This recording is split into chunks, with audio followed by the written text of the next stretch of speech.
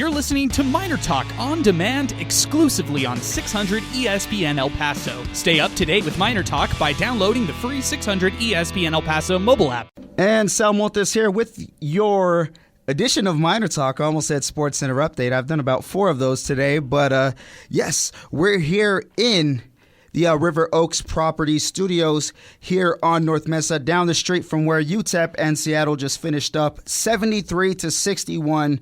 UTEP falling to Seattle. This is MinerTalk presented by the Oscar Arieta Allstate Agency.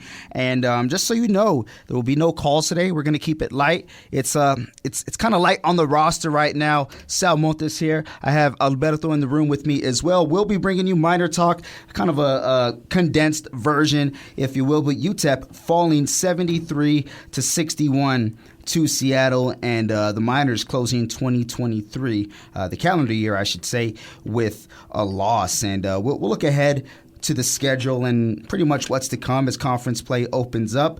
But Alberto, UTEP kind of showing a different side of themselves, but one that we've seen before in the final game of the 2023 calendar year. Yeah, definitely. A lot of the same offensive struggles we've seen all year, and this time it just wasn't enough in the tank to come back for the Miners. So a rough outing for them this time to close out the year and hopefully get their minds in the right position to get conference play started, which is just a couple weeks ahead. We're looking forward, and the NMSU game is up. We got to travel. Yeah. The Miners have to travel to NMSU to get that done. So there's a lot of work to be done. We've seen this all year. And so this game just exemplifies all the shortcomings that the team has and what they need to do to fix them, I think. Yeah, and I think a lot of what we saw today is stuff that we've kind of seen before in spurts, but unfortunately just not a lot going in the way for the Miners today. Offensively, I think it was hard for them to move the ball around for a good shot, I should say. But the shots that they took, a good number of them, in a way, were kind of open, but I think it was due to the fact that Seattle just not really respecting the jump shooting ability of the Miners. And in doing that, of course, they win by 12, but they out-rebound the Miners in an astronomical number here, 42-27, a difference of 15, and they were able to live and die by UTEP's jump shooting in a way. Yeah, definitely. It's just difficult to win ball games in the D1 program area if you're not rebounding the ball adequately, So I think that alone is going to kill you and your offense in any game that you play. And so when you don't rebound, and then on top of that you add the fact that you're not shooting well, you're shooting, below an adequate number, you're hurting yourself and you're putting yourself in a hole offensively that you might be able to get out. Yeah, and that's a game style that the Miners are not adept to, really, when they dig themselves in these holes on offense, whether it be just poor jump shooting or just not being able to finish when they're going to the cup. They find themselves in a lot of droughts as well. But a quick note as well, want to remind you all, there's no callers today. We're going to keep MinerTalk pretty light. And no Adrian Broadus. He's out on the East Coast, has got a wedding, so much love and shout out to Adrian over there. Have fun and Happy New Year as well. I know last year around this time we were celebrating his wedding, him and Alyssa, the A-team. So shout out to you two, love you all. And then Noze Galindo as well. He's at a quinceañera, so he's fulfilling his duties. He's a busy man. Our guys are busy, so you got us two here tonight. But yeah, UTEP falling to Seattle 73-61, and I kind of wrote down a couple of talking points here, so feel free to interject at any point. But we mentioned the poor shooting and the poor finishing, but the inability to play with a sense of urgency, I think, was notable, especially when Seattle was starting to, I guess you could say, pull away near the end of the first half, them going up by double digits and kind of able to play on top of that in the second half. It was kind of like they were cruising to the finish line before that middle whistle was blown.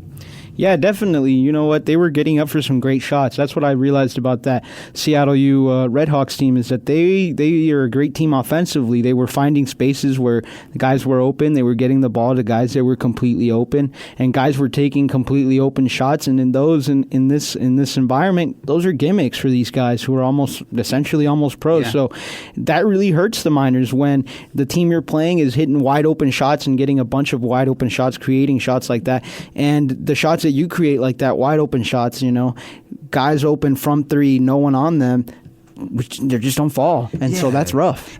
I think another part to that in what Seattle was able to do today was they made it look easy as well. It was kind of effortless, the way that they moved the ball around, the way obviously that they got their heat checks off. But Tyson going 6 for 8 from beyond the arc, this guy had a heat check all game basically. And anytime the Miners got a bucket and it looked like momentum could be built off of that, Tyson would just pull up and drain it from long range. He finished 75% overall, 9 for 12 from the field, but 6 for 8 from beyond the arc. He also grabs 4 boards in the process, an assist, and playing relatively well on defense. Only 1 foul, and when he had the ball, if he wasn't scoring, he only got 1 turnover. All this, mind you. And he's not even the guy with the most minutes for Seattle. 26 minutes to his credit, and he's tied. I think he's like 4th when it comes to minutes tonight. Schumacher with 30, Dawson 29, Christophilus and Riley with 28, and then Tyson with 26. But that efficiency from Tyson, able really to kind of blow things out of the water at a certain point in time for Seattle. And as UTEP closes this one for 2023, going into the game against the Aggies, who they have next up, who mind you, they're coming off of a win, 66-61 over Cal Baptist. Pretty much back and forth in that one. Carpenter, 20 points, 7 boards. Coleman for CBU, 14 and 11 boards. But Carpenter for New Mexico State, the forward, could pose a problem for the Miners, especially when, in my opinion, they haven't been able to stay disciplined on the defensive front. And we know that Joe Golding, his bread and butter, his forte is the defense. But what type of problems do you see the Aggies posing against the Miners coming up on the 4th, next Thursday? I just think that they're going to be defending their home court, and they're probably going to play with a lot more intensity. We've just seen this Miner team come out flat a lot of the times, and also just they don't seem too particularly motivated to play the game of basketball. We saw a bunch of guys get minutes this time. A guy like Derek Hamilton, who hadn't been getting minutes, he got in today. That's how much of this game. That's how out of hand this game was. So that's kind of like not surprising to me. It was like no guys really looked like they were out here trying to play the game of basketball harder than the opponent. So guys started getting into the rotation. So that was disappointing. NMSU's coming out with a little fire under them, in my opinion. So we'll see what happens for them on that. It's January 4th, I believe, right? Yeah, January 4th. That's on Thursday. So they kick off conference play against the Aggies. Of course, every team that they're going to play the first time, they're going to play the second time. You just flip it. If they're at home, they're on the road. But the Aggies, they'll be on the road. And it's also on CBS Sports Network, so it's a televised game. I know that that Aggies go crazy when they're on TV. So the fans, that's a really tough place to play. I don't care what their record is, and you throw in the rivalry game there. Should be a really, really good test for the Miners. And then they go away from Aggie Nation, if you want to put it that way. They'll take on Chicago State Sunday, so a week from tomorrow. And if I'm looking at it correctly, that closes out their non-conference, and then they're back to conference play, taking on Florida International and kind of, scoping the field for Conference USA teams. Some good basketball being played. Of course, we mentioned New Mexico State getting the win. They're now 6-9, but they're 6-1 at home. Liberty would take on Alabama, 101-56. So Alabama not really having any trouble with Liberty, but Alabama, a powerhouse year in and year out. Abilene Christian, who the Miners lost to not too long ago, they would fall to Western Kentucky 86-84. And Marshall, the forward for Western, 20 points. He's a fun player to watch. Middle Tennessee falling on the road to Murray State 75-54. Florida International in a tight one. Kind of want to get your thoughts on this. Utah Tech kind of rising through the ranks of the I hate to say bottom tier, but I mean they're brand new to this. So bottom tier, if you want to put it that way, to the 330 or 40 plus teams that are in Division I, and they get the win against Florida International in overtime, 96-92. Have you heard much about Utah Tech over the last couple of years? Not a lot, not a whole lot, but I think that with the way we're seeing, collegiate sports taking its shape, and with the NIL and transfer portal rules changing and adapting with the times, I think that a lot of these smaller mid-major programs that are historically unheard of are going to be rising in the ranks, going to be able to pick up some guys that historically probably wouldn't have gone there had it not been, for the money aspect of it. So now a lot of the time now is when you hear a program making a rise, it's a lot of money behind it. So there's just that to think about.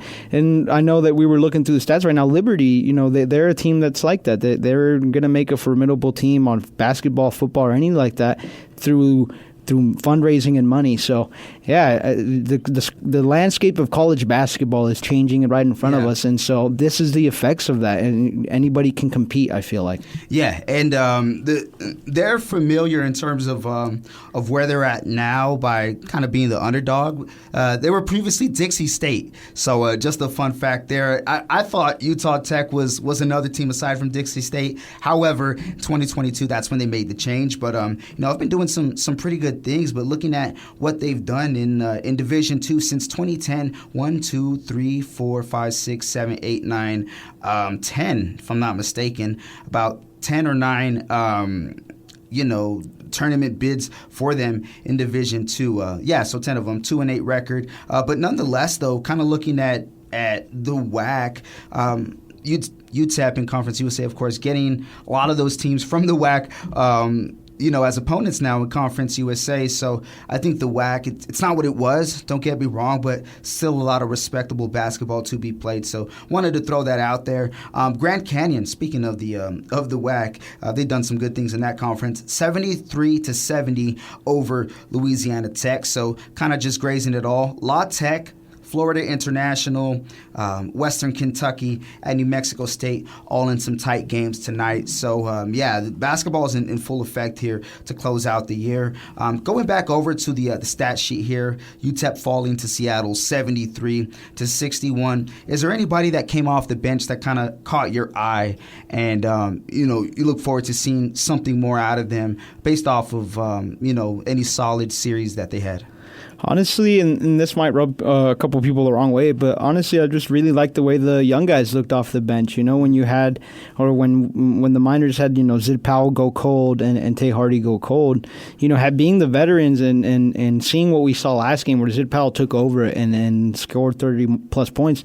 It's difficult to watch these guys come out, have poor offensive starts, and then I don't want to keep watching them. That's pretty much what I'm trying to say. I see them go cold, and I'm like, all right, we have a bunch of other guys with a lot of talent. Let's try to throw them in there and see what they can do. So I really liked what I saw from David Terrell Jr., Baylor Hebb, and those guys need to get going. Elijah Jones, same thing. And so, I really liked them. I didn't particularly like some of the looks that the starters gave us, and no one took over. I think that's what the thing about the Miners is they need one guy to go off and take over, and that didn't happen today.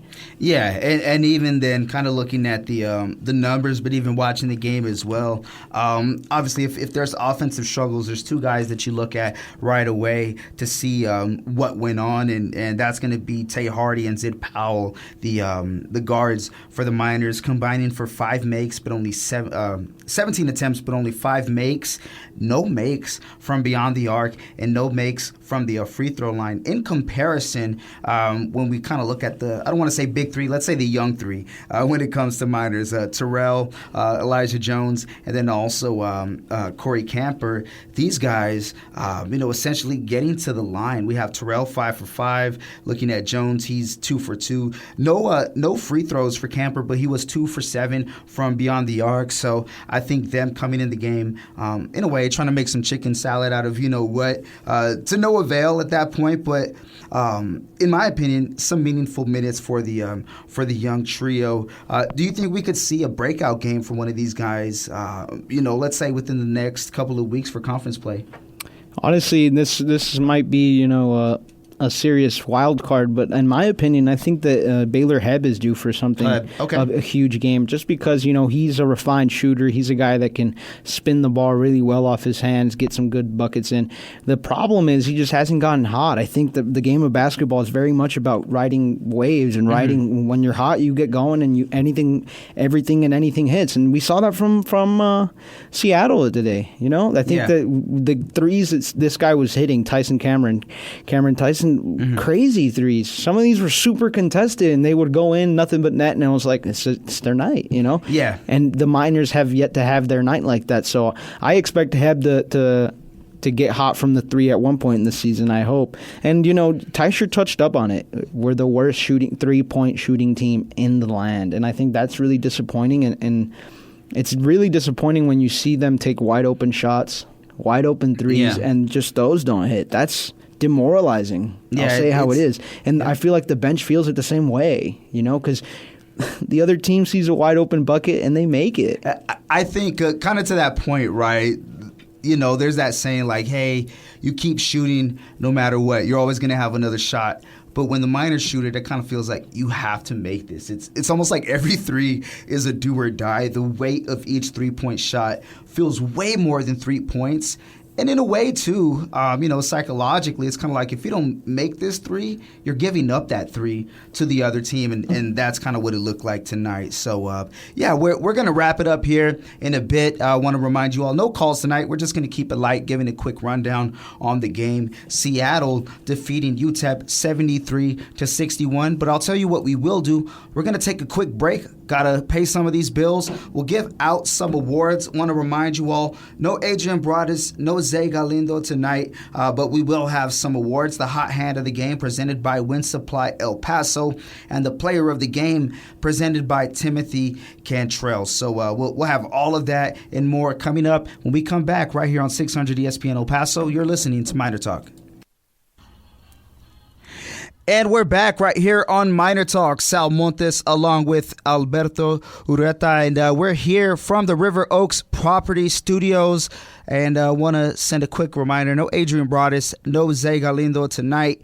So we're holding the fort down, and we'll have the podcast for you all up online after the broadcast is over. But once again, UTEP falling to Seattle 73-61. A lot to kind of take from when it comes to negatives, and not that much when it comes to the positives. But the Miners will have another chance to open up their 2024 calendar year as they will take on the New Mexico State Aggies. We won't run down the entire conference slate, I guess, if you want to put it that way, the rest of the conference schedule. We'll kind of take it game by game, but yeah, they have New Mexico State up next on the 4th, and then after that, Chicago State on Sunday, January 7th. And that's what went on tonight. The Miners and Seattle. Earlier tonight, Seattle just pretty much making anything from wherever they shot the ball, moving it with relative ease, and although they turned it over more than the Miners, it was kind of like they could afford those turnovers tonight. But Alberto, we have some awards to hand out. You and I were kind of like a jury panel, kind of discussing what we're gonna do tonight when it comes to the awards. And let's go ahead and bust it out. We'll bust out the hot hand of the game presented by Wind Supply El Paso. Visit windsupplyelpaso.com and kind of had a trio of names, but the one that we're going to go with when it comes to the hot hand of the game, guy who finished with 8 points, 3 for 9 total, but 2 for 7 from beyond the arc. Only Miner with 2 or more makes when it comes to the 3-point line, and also had 2 steals tonight to his credit as well to go with a rebound, and that is none other than Corey Camper,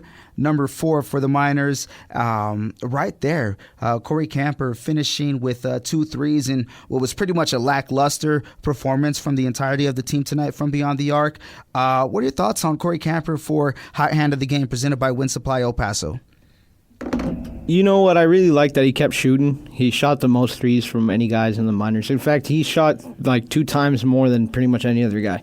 And he also made 2 times as many threes. So, like, he's getting threes, which is good to see. But I like it that he's young and he's shooting more threes than anybody else. But there's just not a lot to say good things about these Miners right now. Yeah, no, totally agree there.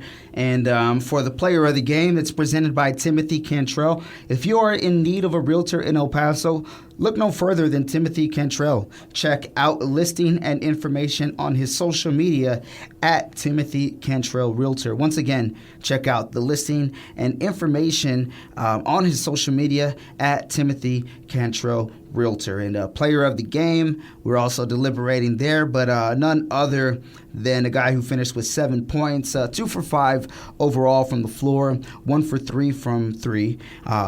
Perfect at the free throw line, 2 for 2, which I do got to commend the Miners on that. They were able to be more than efficient from the line, shooting just shy under 81%. And that guy with 7 points and also a plus 10 in his 14 minutes also gets a steal and 3 boards. That's going to be Elijah Jones. And Elijah Jones, third highest plus minus tonight for the Miners. And the other two didn't play as many minutes. So that's why we're giving it over to Elijah Jones. But some of those series where he had the ball looked a bit promising for him.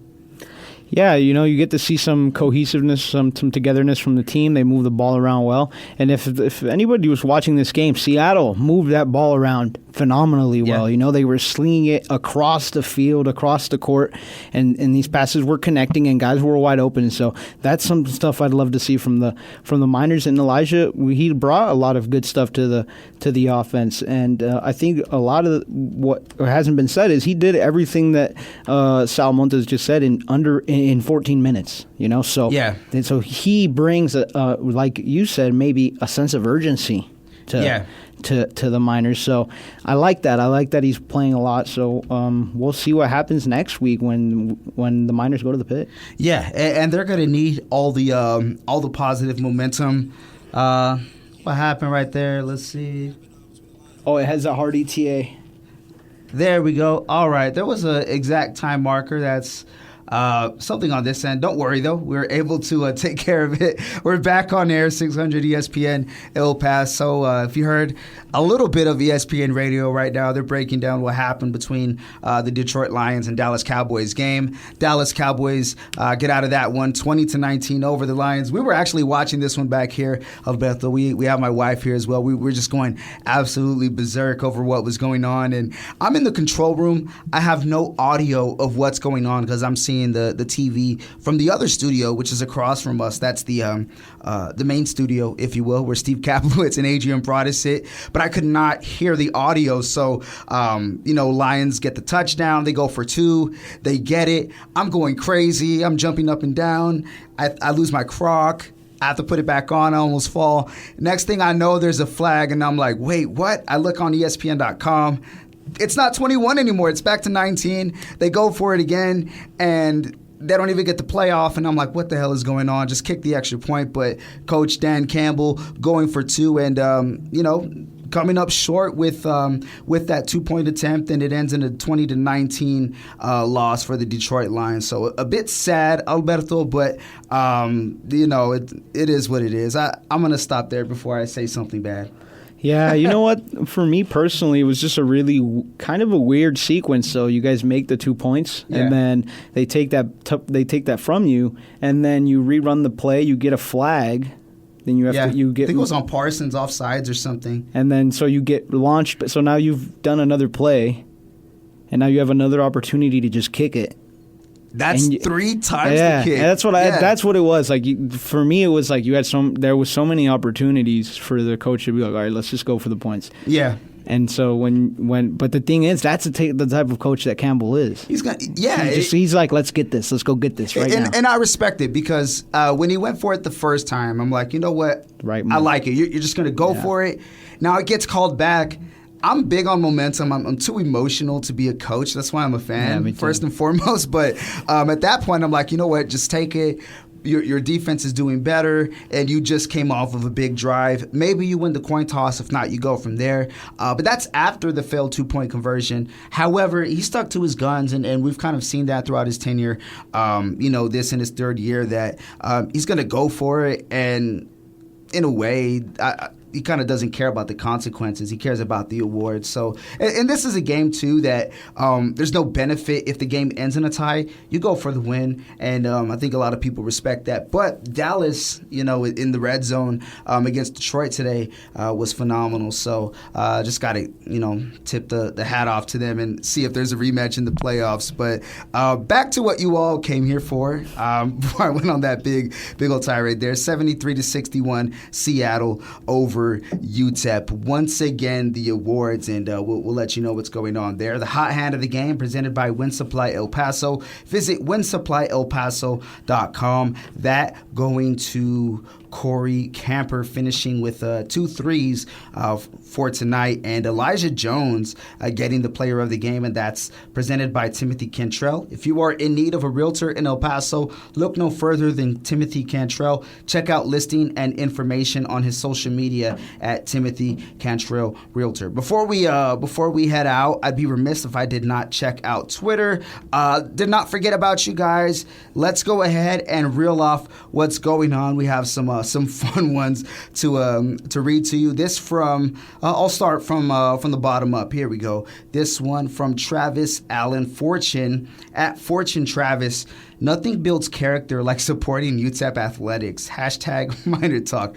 That's very true. A lot of heartbreak, but a lot of heart reshapes. So I definitely feel that one. And this one from Tristan Pence at MT Pence. Tonight, one team was well coached and has players who know their roles, and the other team is a dysfunctional mess. 3 years into Coach Golding's tenure, and UTEP isn't competitive against whack teams on their home court. This coaching staff needs to get it together!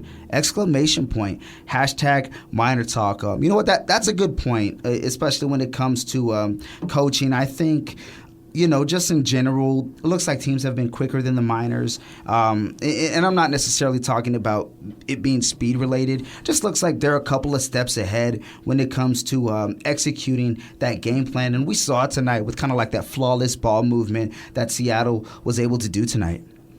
Yeah, it's really a pretty sight to see the way they distribute the ball, the fluidity of it, and the way that they're able to score. They find guys, get them open, and when they don't get them open, they pass it to them in the spot where the spot's open, and those guys take wide open shots that look clean and look uncontested. Yeah. And so the Miners, on the other hand, fight for contested shots, fight to hit contested shots, and a lot of the times they don't hit. So yeah, that's what's really frustrating. It's just getting the Miners get on these cold streaks, and they're hard to get off. And the Miners, they showed a lot of good things in that tournament run, but there's still a lot of work to be done right before conference play. Conference play. So it really paints a rough picture, but we'll see what happens in the coming weeks, because it's all going to happen here in the next 3 weeks. We're going to know what this basketball team is about. I think just to kind of throw a little bit of humor into it, there's that saying, right? Is the glass half empty, or is it half full? I think the glass is full, but it just depends on what you get in the glass that night. You can get a team that moves the ball around really well, is finishing at the cup. They're in sync on defense, not allowing any backdoors. Also having the guard stay in front of whoever it is that they're guarding, and they just look efficient, all across the floor. And then on the other night, there's that glass that's full where there's just this discombobulation and miscommunication amongst each other. There's no cohesiveness on either side of the floor, whether it's offense or defense. And I think you got to see that bad glass tonight from the Miners. And if you're a Seattle fan, you had a cup full of that good stuff tonight against UTEP. So that's pretty much going to wrap it up here on Miner Talk. Want to let you all know that as 2023 is closing out, we're very grateful for you all who listen, everybody who sends us tweets, messages, all the follows, all the love, all the support. We do this for you guys, so we are truly, truly grateful, and for all of your generosity and you guys spending some time out of your day. You could be doing anything in the world, but you spend some time with us, and we're super grateful for that. I want to say I love you to my family as we close out 2023. My wife Salma, my baby boy Samir, who's 6 months already. That kid is getting big. I think he's going to dunk by next week. But yeah, those are my final thoughts here for 2023. How about you, Alberto? Man, I don't know. It's been such a big year for me personally, and if I really sat here and talked about it, I'd probably cry. So, no, I'm just really thankful for life and the opportunities that life has given me, and I've met some amazing people along the way, like Sal Montes, like Adrian Brodus, like Steve Kaplowitz, and people like that treat you the way you guys have treated me, it's really nice, and it makes it makes me want to tear up. But just people be grateful that you have their families and that you can spend time with them, and see you in the new year.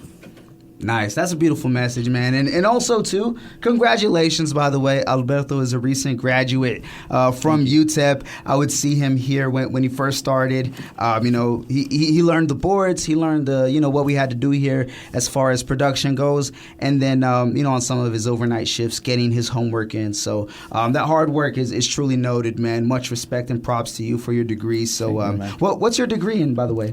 Criminal justice. All right. So, all right.